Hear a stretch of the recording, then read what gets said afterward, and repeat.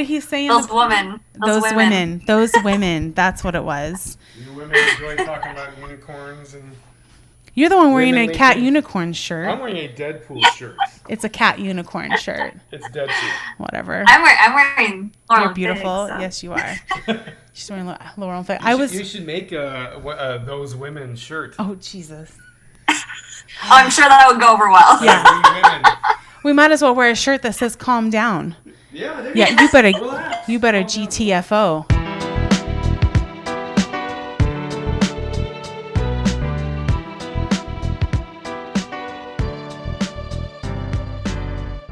Welcome to the Harshi podcast with myself, January, and today we have a episode that is just for those women. If you guys listened to the last episode, you heard Brandon, a little bit of his male toxicity come out. He's just lucky he didn't tell me to calm down. But today I have Nicole Streeter from Laurel and Fig joining us. Hi, Nicole. Hi, how are you? I'm good. How are you? I'm doing great. Good. Awesome. Well, it's kind of interesting how Nicole and I met and how our relationship has evolved over the last few years. Which was the first event you came to? It was in Milwaukee, actually. Okay, so and it that was a really small event. That was a couple years ago, right? Yeah. It was right after I had my first, so yeah, probably like 3 or 4 years ago. Yeah, and then which one did you come to next? Minnesota.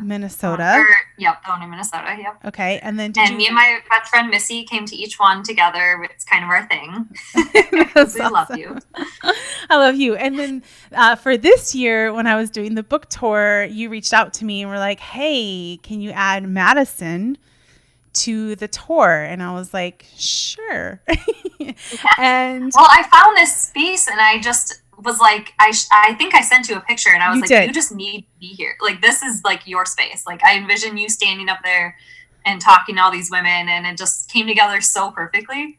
Yeah, that you did. You said, I think you texted me a picture or you DM me a picture and you were like, you need to speak in this space because of the staircases, and it was just like a really cool space. And I was like, well, let's do it. Well, I did not know that Nicole is, not only does she stick to her word, but you also are really good at organizing things.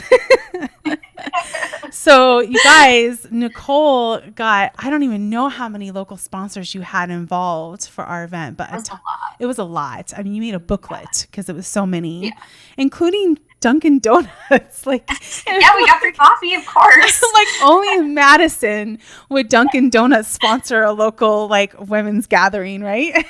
Yep. It was amazing. But I was talking with Brandon and the kids recently about my year of events and how Australia was incredible, because it's Australia. I got to go to Australia, meet some incredible people. But in the States this year, Madison was my absolute favorite. It was so fun. Yeah, the energy was amazing. Everything that whole weekend just worked out so beautifully and so perfectly, more than I think you and I could even explain right now. And we got tattoos. There was so much synchronicity that weekend, right? It was incredible. So yeah, it was really, really amazing. So to work with Laurel and Fig now in this space, podcast and on social media, is such an easy, natural fit. I have not let a lot of you guys, I've talked about this, I have not let a lot of women into my personal space the last few years. I have major trust issues there for good reason. But Nicole is one of the few people that worked her way through that wall and that barrier I had up to my heart, and has reminded me to let women and to let love back in. So it's such an easy, I guess, transition and such a fluid, organic, authentic thing to be able to talk about postpartum and to work with you with Laurel and Fig. So for those listening that are wondering, okay, what the heck is Laurel and Fig? Can you go ahead and share a little bit about that? Yes. So Laurel and Fig, well, it has a couple different things. So it mainly has a postpartum box, which I wanted it to be this box that you can gift your sister or your best friend that's having a baby, or your granddaughter or whatever. So it is a box that has a box of maternity pads in it, which is important. Mm-hmm. 8 Depends, 5 mesh undies, because mesh undies are life. at They this point in literally your are life. life-saving. Um, Yes. Yeah, I lived in them. It has 4 washable breast pads, which are really nice because you can throw them in the wash, throw them back in your shirt. You don't have to worry about like how much leakage happens or whatever. Yeah. It also has a bracelet in it that says today. And I just want to remind moms that you don't have to figure it all out in the first week. Like, just focus on today. Just focus on eating and sleeping and feeding your baby. And that's it. Mhm. Like, that's Yeah. all you need to focus on. Yeah. Focus, like, And be the really- present in the moment, right? Yes, for sure. And the really cool thing about the bracelets are through Mud Love. And so every product provides 1 week of clean water to someone in need, That's which nice. is really neat. Yeah. Yeah. Kind of help. It just helps Some everyone. Some other things that are in there, nipple and perineal balm, Which which are are made by mandatory, right? Like, I mean, those helped me so much after some of my postpartums for months, if not a year or two after my one kid came out with their shoulders up and down. I used Oh, yes. the perineum balm for a long time after having him. Yeah. In the nipple butter, it's like something that you need Yeah. if you're breastfeeding. Absolutely. Like, just, if you get a cracked nipple, you're done. So, Oh, it's awful. you know, I switched to yes, it pumping is. for that reason with a few of my kids. Yep. Absolutely. Yeah. And then Yeah, it's really great later for chapped skin. Yes, you can put on for chapped lips or anything. I have some friends that their kids get really snotty noses and chapped, and they put it under their Yes. noses. Oh, It's perfect. absolutely. It's so great for Yes. that. It's so great for that. And that's made by a local doula in Madison. Her name is Tara Parrish of Shade Tree Naturals. So that's really cool that it gets to stay local in the area too. Oh, that's nice. And then it also has booby tubes, Yes. which are from Earth Mama. I Yes. love them. Yes. They actually great. have all natural flaxseed in them. Oh, I didn't know that. It's really neat. And you can either put them in the fridge or in the microwave, depending on what you need, hot or cold. And that's just something to help with engorgement. I feel like nobody talks about engorgement before you have a baby, and you're just like, what is going on? Yeah, that's true. That's intense. true. And I actually used the Earth Mama booby tubes cold. I made them cold for my engorgement with my 6th. And it helps a lot. And no, we talk a lot about maybe not producing enough breast milk, but we don't talk a lot about engorgement and the struggles that come with that. And it hurts and it's painful, and you want to maybe pump a little, but then you don't want to make too much milk, but then your baby's choking. You're just like, It is "Whoa." such a struggle. Oh man, the first month we'll talk about that. Yeah, in a second. we're gonna say, what else is in the box?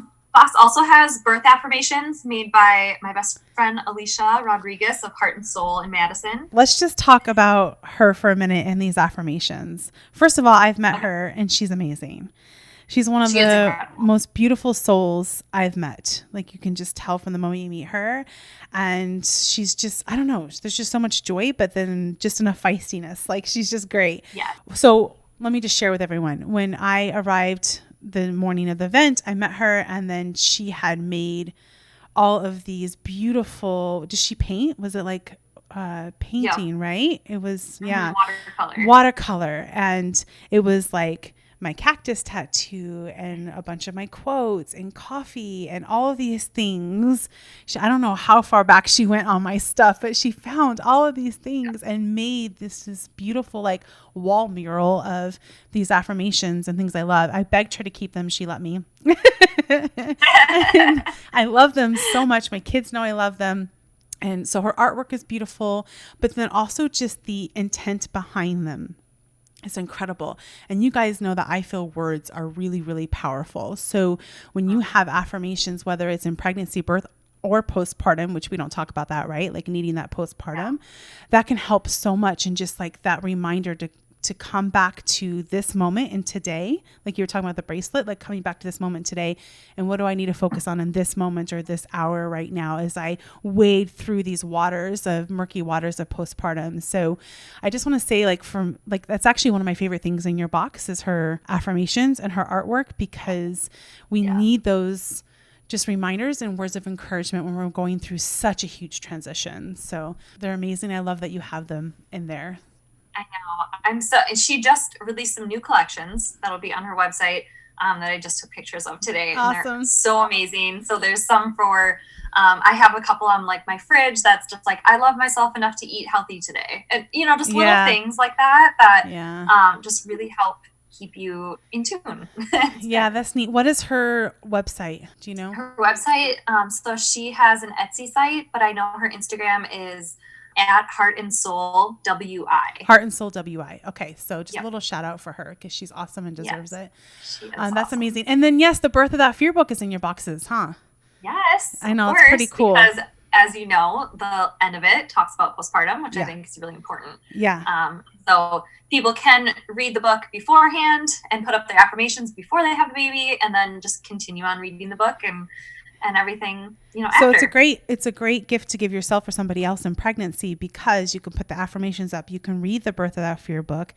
And then you have these things on hand for when birth does happen and you have a new baby. And you're right, Nicole, the last third of the book is postpartum. So it really is a good fit. But not only that, even if somebody gets the box after having a baby, the affirmations are still incredibly helpful and relevant. And, even in the pregnancy and birth sections of the Birth That Fear book, there's a lot of healing in those pages. So, Yeah. I think that you're right. I think it's still very, very relevant. Yeah, and some of my favorite quotes that are in the box in the birth affirmations are like your favorite one. Don't forget to have a good time. Yes. Very good for postpartum. Yes. Yes. I can do hard things. That's Yeah. like my daily mantra. I can say do that to hard myself things. all the time. Do hard things. Yeah, you can.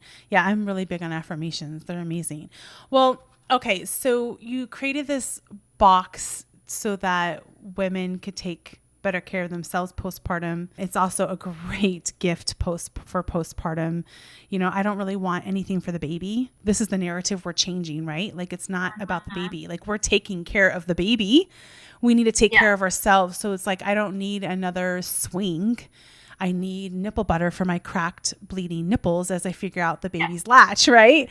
So Seriously. yeah. So, let's talk about that preparing for postpartum. Do you think that more people are preparing for postpartum or we still have a long way to go? It's hard to say because I'm so immersed in the world of postpartum that I feel like we're getting better about it. I think we are slowly learning, okay, we need to take care of ourselves in the 4th trimester as well.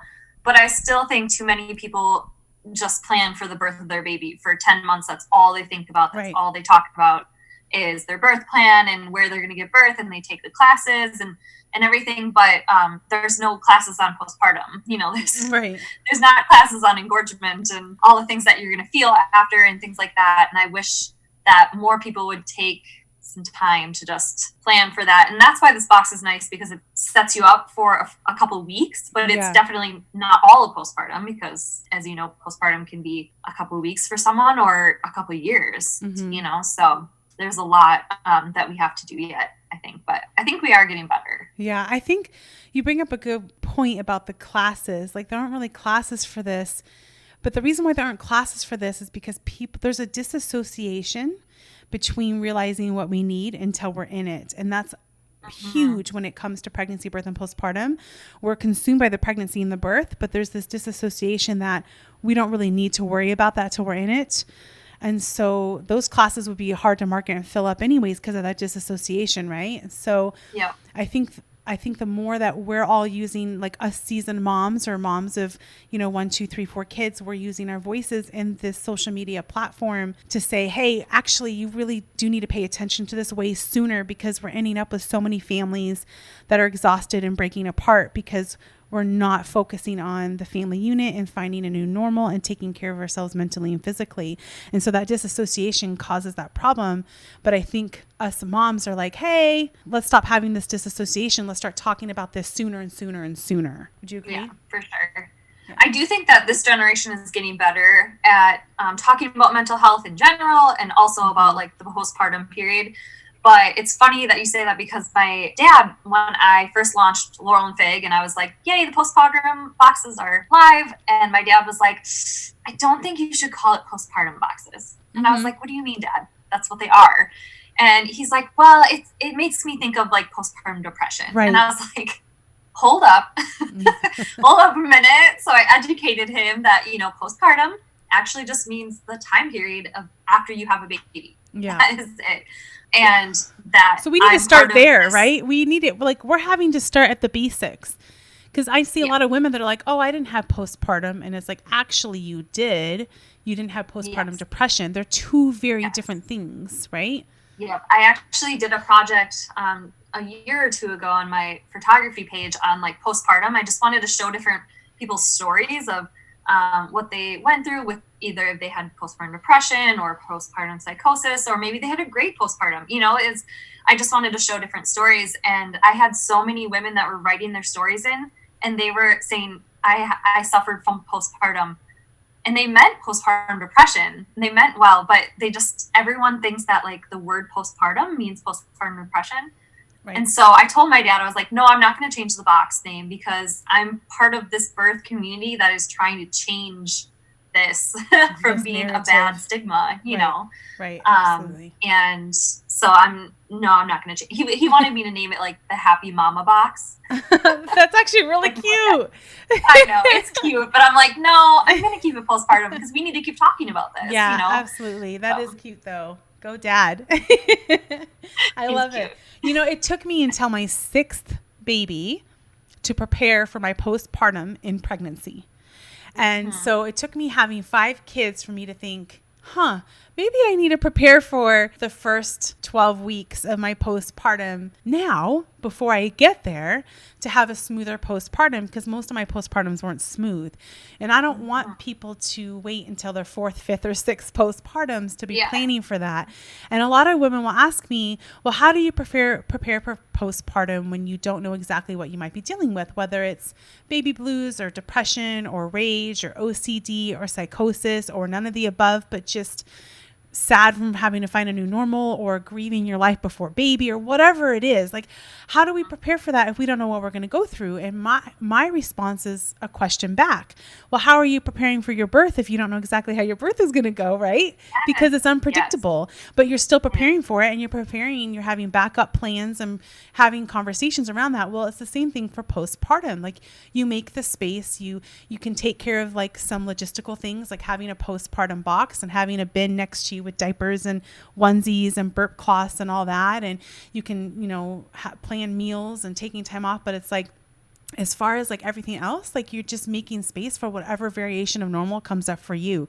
One of my favorite things to do is to tell people to make a list of all your resources locally, whether it's postpartum doulas, midwife, OB, chiropractor, acupuncture, naturopath, crisis hotlines, and just put it all on a piece of paper and fold it and put it away in your postpartum bin or your postpartum box or in your nightstand or inside the Birth That Fear book. And then the first part of having to reach out for help will be done because you will have already researched the resources. And if you never need them, great. But if you do, you've done half of the hard part, which is you've looked into it. And then the second half, the hard part, is actually using it, right? And reaching out for that help. So but I love that because that is the hard part for me. When I was dealing with postpartum anxiety, I kept saying like every day, I'll figure out who to call, I'll figure it out tomorrow. And you put it off for so long because it's so daunting. And my husband was actually the one that was like handing me a piece of paper, and he was like, here's the number I want you to call for, we're going to go to this therapist. We're going to talk to her. And I was so thankful because I was like, thank you. That was such a huge thing off my plate. Just handing me the number. So I love that idea. I think that's really great. We should add a little sheet of paper into the box. For people to do that. Write down your sources. Write down your resources, right? But yeah, it's very, very similar. And I think there's more variations of normal in postpartum than there are even in birth. So there's so many. And maybe your preparation is just making space for whatever that is. Because most of us aren't even doing that. Educating yourself and your partner on different things that could happen in postpartum so that you're all like kind of aware of things that are going on. I think that was really helpful. With my second, we educated ourselves, me and my husband, a lot more on what could happen after. And so we were ready, for anything. Not saying we're ready for anything because you're still sleep deprived and a hot mess, but at least you kind of have both talked about different things and you're on the same page. And I think that's really important too. Yeah, absolutely. Just if we can work on decreasing the disassociation and increasing the conversation, that alone can have a huge impact, right? Yes, for sure. Yeah. So you mentioned how there's a confusion between the postpartum time period and then postpartum depression. And that does a disservice to us when we don't understand the difference, but also to women and birthing people who deal with other things, like I mentioned, OCD, rage, those kind of things. You know, we're not even really talking about those because there's such a confusion around what postpartum is. And I'm sure you saw the quote I put up a few weeks ago.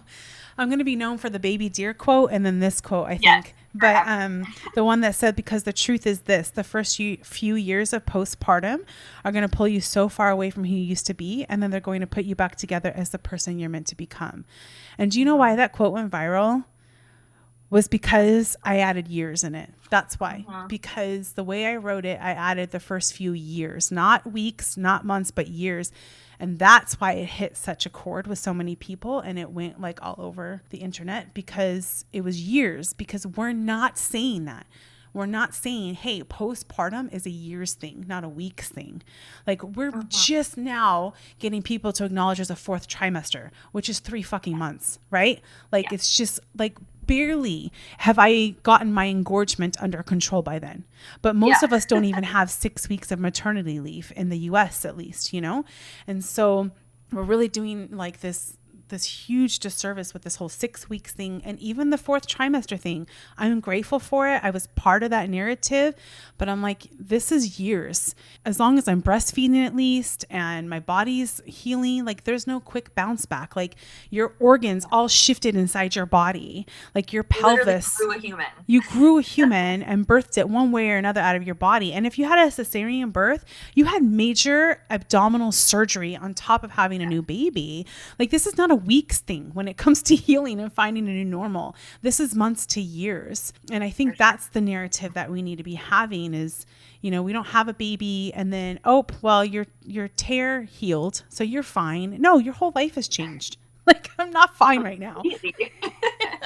Everything is different. Yes, everything. So what are your thoughts on that? Yeah, sorry. Can you? This is why it's great that Brandon can edit it. Oh my God. Okay, what's your question? Well, I got into monologuing there. Well, do you think that we're doing a disservice to ourselves by not really focusing on how postpartum is not weeks or months, but it's years? Like how long do you feel your postpartum time period lasts? With my first, I was so clueless to postpartum. I really did not prepare for anything. And so I was like totally thrown into this. But I have to say that my first was pretty normal. So I didn't really have any issues. And I felt like I was probably back to myself more by like a year. But my second took me a while. So my second birth, I had an amazing home birth. It was the most wonderful birth ever. But I went back to work way too early. I'm a birth photographer. And so I went back to work. I did a C-section 2 weeks after I had my baby. Oh, wow. That's way too soon, love. Crazy. I was in the middle of the busy season and I just jumped right in. And because of that, I ended up with postpartum anxiety. And I have to say, like, I'm 2.5 years out and I'm just starting to feel like myself. Whatever myself is now. Right. Whatever that new self is, right? I'm a very different person than I was 2.5 years ago, but I feel like I can breathe a little bit more and I'm, you know, coming out of that postpartum anxiety cloud. Yeah.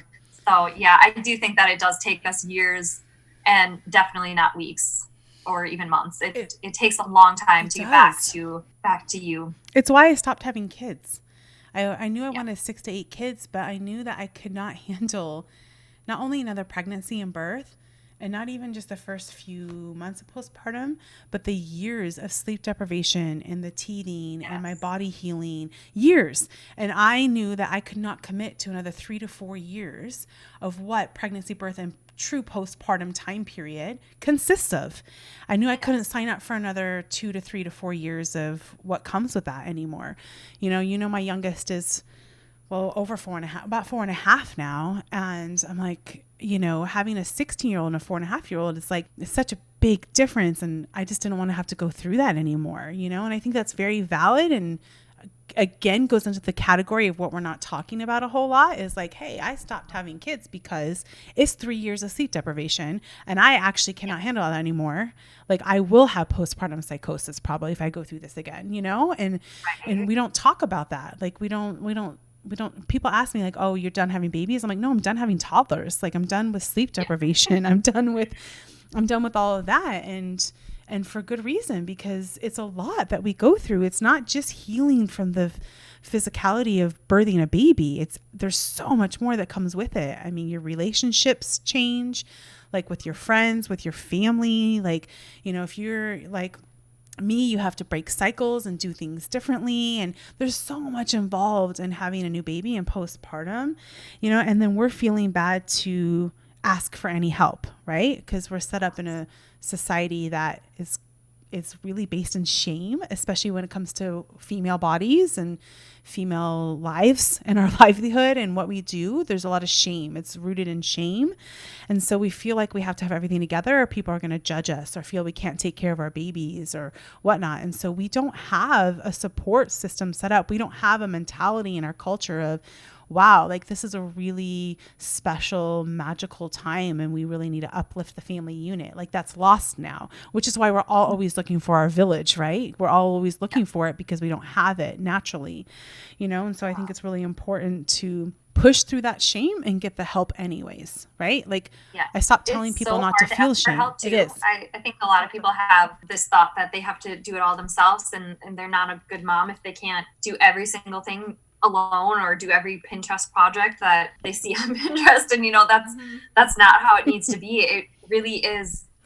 You need to lean on your village, whether that be them just coming over to help you clean or, you know, like taking your kids for an hour so you can just rest, whatever it is, it's okay to ask for help. And I think it's really brave of moms to ask for help. And I wish more people did it. Even if we as parents could start with maybe not even asking for help, but accepting it when it's offered, right? Yes. Like, let's even just start there. When somebody asks if they can do anything for you, they usually mean it. They usually want to help and to serve you in some way. And so not only are you taking that help away from yourself, but you're taking away the opportunity for somebody to do something kind for you that they want to do. And on the flip side of that, when we offer a new parent help, we might need to be a lot more specific with our questions, right? I agree. Yeah. So instead of what? Something like, I'm going to the grocery store, send me your list. Or, you know, do you need milk? Something simple like, I think that like I'm picking up 10 things for you at the store, so you better tell me what you want, and I'll just drop them off outside. And I can drop them off outside and text you, or I can bring you a venti whatever of your favorite coffee and come in and chat with you, or hold your baby right outside the bathroom door so you can take a shower and not be paranoid that I've like kidnapping your baby. Like that's where my postpartum brain goes, right? Yes. I think my favorite thing to do for my friends that have babies is I drop off coffee at their door. I don't want to like make them feel like they need to entertain me or be dressed up for me to come in. So I write a little note on it like, you're awesome, you're doing a great job. And I just put it on their doorstep and then I text them and I'm like, open the door, you know, kind of thing.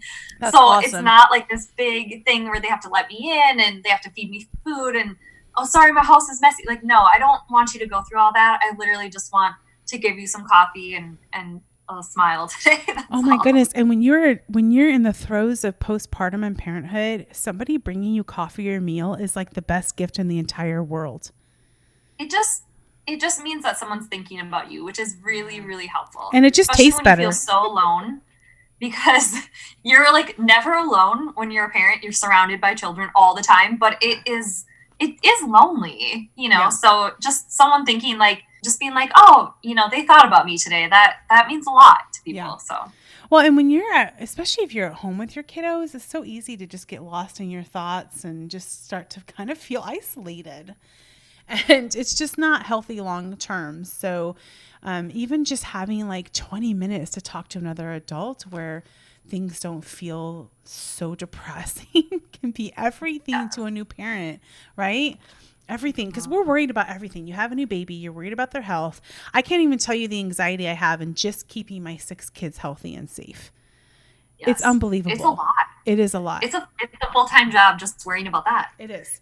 It truly is. And then I have to feed them too. So I know, gosh, they're always hungry. Why? there's 2 full-time jobs. Let's just start there. Oh my goodness, right? So that's what I think a great thing to gift people besides the Laurel and Fig box, shameless plug, is, a postpartum doula. I think a lot of people don't know that there are postpartum doulas. I think the first time I ever heard about them was actually from you. Really? When you were having your baby. Because you had one, correct? I did for a few nights because we had been sick when we had her. And so Brandon needed sleep and I needed help because I had a C-section and was breastfeeding. So yeah, we did for a few nights just so we could recover and not be sleep deprived. But I wish I could have had one for months. It's fabulous if you can. Well, and I tell people all the time because no one knows about them. They know about doulas for during birth, but they're like, what? There's postpartum doulas? And they come to your house and hold your babies while you sleep. And yeah, it's wonderful. It's like wonderful. And they can help you with breastfeeding. And there's just so many resources out there that I think we don't utilize enough, even with breastfeeding is so hard. Yeah. That's ridiculous trying to learn that. And especially when you're a first time mom and you're trying to not only learn how to nurse this baby, but the baby's learning how to nurse too. Yep. You guys have never done this before. And you're both tired. And so it's such a huge transition and having someone to be like, that latch is great. It just puts your mind at ease and be like, okay, not doing this wrong. Yeah. That reassurance is really, really important. The only downside to a postpartum doula is you don't want them to leave ever. Yes. Can you just stay forever and please do my dishes? But gosh, if we were gifting each other 10 hours with a postpartum doula and a postpartum box, like that kind of stuff, I mean, the impact that could have alone on our postpartum experiences is massive, right? It is. Just be massive. It is. And I love to start meal trains for people too. Can you start one for me next week? Great. And I put in the meal train, you leave it at the door. Yeah. Leave it at the door, ring the doorbell, text them it's here. You're not staying. You're not coming in. Well, you are more than free to set up a meal train for me next week. Be like, she has 6 kids. 6 kids and she's 4 years postpartum. Oh my goodness. But anytime I talk to older women whose kids are grown and they ask what I do and I explain it to them and then postpartum comes up and they're like, oh, well, I'm 19 years postpartum. I'm like, exactly. You're joking right now. You're joking, but you are absolutely right. You are that many years postpartum because I think as we become older and our kids get grown, we come to a realization one day that it really actually never ends. That it really, really doesn't. No. No, I think you're a mother forever. So, and we're all trying to be better mothers than our mothers, so it's exhausting.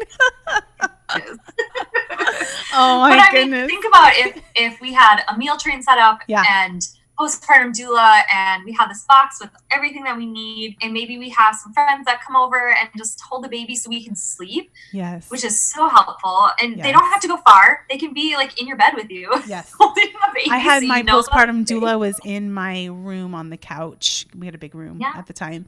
On the couch right there, because taking my baby to the other room actually doesn't help me personally as a new postpartum parent. I'll get paranoid. Like I need to know they're there and they're safe. And if I fall asleep and wake up, they're right there and I can check on them. So yeah, absolutely. Like lay in my bed with me with my baby. Yes, absolutely fine with me. Right. And I just wish that this stuff was more common because, everyone loves to come and when can I come meet the baby? Right. And I've got some onesies and socks and mittens and hats that they'll never ever wear ever, and everyone loves to bring those things and that's great, but we already have those things. We need things for the moms and the dads and the families to just be able to settle into this new life because it is such a life change having a new baby. And so there's a lot postpartum that we could be doing differently. Absolutely. And I think there's thousands of us doing our part in that and changing that conversation. All the posts on Instagram and Facebook and products coming out like Laurel and Fig and the postpartum box and the numerous podcasts. Like I think many of us are doing our part to change that conversation because we've gone through it and we know there's a better way. right? Yes. And so we want it to be better for the other mothers and parents that are going through it, because we know that a little bit of support and a little bit of help and a little bit of nipple butter go a long way into making our postpartum experiences a better transition. My first baby, my postpartum, I did not prepare at all. I ended up having to leave the hospital and go to Walmart and get, oh my gosh, I'm right? standing in the pad aisle where there's like 70 million kinds of pads, you know, Right.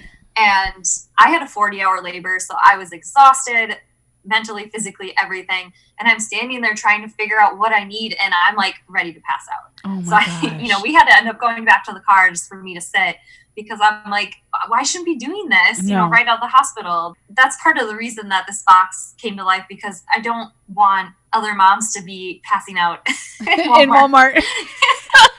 or Target. You know, I want you to be going home, and I want you to have everything that you need Yes. ready to go so that you can just rest. Can that and be- that's what Can that be in your mission statement? I don't want you to pass out at Walmart. Please I want get you to this pass box. out at Walmart, guys. Please get this box so you don't pass out at Walmart.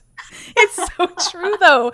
We're laughing because it's so true. It is so, like, I've been there too. I absolutely have. Like, I've left the hospital and had to pull over to breastfeed and to grab something. And it's just like, I just gave birth to a human being. You will pass out. Like, your body is like, whoa, no. Like, you're supposed to be resting, holding your baby, let the oxytocin flow, wear your mesh panties so you don't have to worry about it. You know, I mean, we're so far removed from our bodies and the postpartum experience that most women do not know that after cesarean birth, you still fucking bleed out of your vagina. Yes. Right? Yes. Like, we don't even I know this. This is how far removed we are from the realities of birth and postpartum and parenthood. And everyone's just trying to make everything look nice and seem nice and do everything themselves, when you're really at home and you've got a toddler who needs you and they're loud and you're refiguring out your relationship with them, and you got a new baby, you're bleeding in your vagina, your nipples hurt, like all this stuff. And I know this sounds scary, especially those of you that are listening that don't have kids yet, but it doesn't have to be. Like, yeah, it can be like a little nerve-wracking because it's new and you've never been through it. But with just a little bit of preparation and just a few tools, it doesn't have to be scary and hard and that overwhelming, right?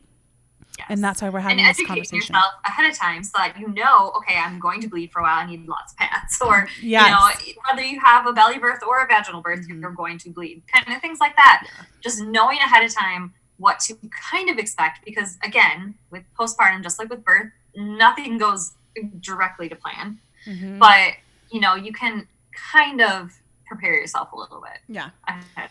Well, I'm going to share something I put in the book that's one of my favorite realizations I had about postpartum. And that is, when you are postpartum, I want you to hold space for yourself and take care of yourself the way you wish somebody had held space for you and taken care of you when you went through puberty. Because there's 2 times we go through major changes in our bodies that we have no say really in how our bodies are going to change through puberty. Like, we don't get to choose what size our breasts are going to be. We don't get to choose how heavy and long our periods are. When we're all that age, there's so much shame involved. We don't want anyone to know when we're period. We're like hiding it in the girls' bathroom. Like, you know, we're like coughing over opening the tampon wrappers or pad wrappers. And, you know, and so it's not surprising to me how sad the postpartum conversation is and how much the support is lacking, because look at where we start as young girls, right? We're like, we start our periods really young and we have to deal with this the rest of our lives. And then we're trying to hide it from everyone and we're afraid we're going to leak and we're afraid of all this stuff. And it's just all these changes in our bodies we don't get a say over. And so then we're going through that in our 20s and 30s. And it's almost like we're reverting back to that 11, 12, 13-year-old girl who's scared and ashamed. And I think for women like us, I'm bleeding through right now. Yeah, literally. And I think the more we go through these postpartum experiences, the more we find strength and we find our voice, and we're like, you know what, this isn't okay. This narrative isn't okay. The way I feel isn't okay. And we got to change this. And then we're raising daughters and sons where we're talking to them about their bodies and we're holding space for them through puberty. And we're doing this now. So about the time they get to the point where they're having babies, they're going to have a lot more knowledge and be like, oh, well, I should do this, I should do that, or whatever, you know? So we're not only shifting this narrative and conversation for ourselves and those birthing right now, but for our next generation. Like we're changing. it's very important. It affects so much with our families, our marriages, our relationships, our mental health, our children's mental health. And then we're just sitting around like, oh, 6 weeks. It's like, fuck your 6 weeks. Like, I need 6 years. Yes. That's Give me some time. Yeah, that's what I need. I want to share a little side story with you before we wrap up. And that is, you were talking about the mud bracelets that say today. So when I was in Madison, you were giving away some boxes and you had some bracelets, and I asked you for one and you gave me the today one, and I love it. And I was wearing it every day. And Brandon had a moment in August where he hit rock bottom. It was really, really bad for him and really scary for us. And it was a life-changing experience, actually. But since that day, I gave him my today bracelet. And he wears it every single day. So he's worn that bracelet every single day since the beginning of August. And it's made, it's just helped him to remember to stay in the moment, because his issue is like always either living in the past where we have regrets and depression, or always living in the future where you have worries, anxiety, and stress. And that wreaks havoc on our mental health. And so, meditation helps with this as well. But to have like a 1-word reminder, I tend to tattoo them on me, but to have it on a bracelet and wear it every day. I have the breathe bracelet on right now. Breathe. But you have it tattooed. So. Yeah, I have slow down tattooed, and anxiety is a liar, and don't forget to have a good time. But I've thought of the today bracelet, of having that tattooed on the front of one of my wrists in that style. So it's just a tattoo on there. So I think I'm going to do that. But yeah, so I just wanted to share that, like, these things matter and these things have an impact. So this mud bracelet that says today, and the Laurel and Fig postpartum box, is something I gave to my husband that's helped him every day to stay present and in the moment. So this kind of support and conversation is very far reaching and helps in little and big ways across the way. So yes, and these bracelets are like my favorite thing to give people. Oh yeah. I love to like send people a little letter that I'm thinking about them with a message, whatever they need to hear. There's tons of different messages on them, but they're just really great reminders that, it'll be okay. And actually, during one of my births of my friend Abby, when she was having her baby, so I'm a birth photographer, and she was just about to have her baby, and she was like, I can't do this, which we all say, right? Yes, absolutely. When you're just about to have a baby. And I had a bracelet at the time that said courage. And I took it off my wrist and I put it on hers, and I said, I'm giving you all my courage right now. Like, you can do this, and she ended up having her baby and everything was wonderful. So it is one of those things where like, it warms my heart that you said that you gave to Brandon, because I've done that, and it's just one of those things that you can give someone. Yeah. It is. And it actually does make a difference. And it's very impactful. Like, the thoughts we give our attention to really do alter our mental health and our decisions and our days. And so if we can have just a little reminder that, hey, stay present, stay in today, breathe, stay in this moment. Don't forget to have a good time. It really can help you reset on a daily basis. Well, thank you for joining me today and for talking about Laurel and Fig a little bit. If you guys want to check it out, you can go to laurelandfigco.com, and we have a code, right? It's January for how much? January all caps, I believe. Okay, January all caps. It's like yelling my name. January! Get your postpartum boxes now. So grab one for yourself or for a friend, or just mark it for in the future as a great gift for someone. And that works for the shirts too. I was about to say, also, I know Brandon loves the shirts. We love your shirts. Like, Brandon, the favorite thing that I wear are your shirts. And the Let's Talk Postpartum shirt, and the design of that shirt is so rad. It's my favorite shirt. But you have awesome shirts with great messages. And so most of the time when people are like, where did you get that shirt? It's a Laurel and Fig shirt. Yeah. So like my it's a lot of what I wear. Yeah, it's a lot of what I wear too. Like my Dear Body, I Love You tank top, and Let's Talk Postpartum are my two favorites. So if you're like, well, I don't need a postpartum box, well, you do need a t-shirt, girlfriend. So go to laurelandfigco.com and use the code January and get a discount, and then send me a picture of it, which I may or may not check because I'm really over social media right now. But you'll look damn cute in your shirt. Yeah, take Laurel and Fig in it, and I'll share it. Yeah, tag Laurel and Fig, and she'll share it. Yeah, absolutely. Well, thank you, Nicole. I could chat with you for just hours and hours and hours. So this was fantastic, and I hope some of you guys have a little bit better understanding about postpartum experience. Maybe something came up today that you can talk about with your partner that maybe you guys haven't talked about, or just to have in mind moving forward for yourself or a friend or family member, because it's really important. The beginning of postpartum is the beginning of parenthood, and so how we begin that really, really matters. So, all right, you guys, until next time, love you. Bye.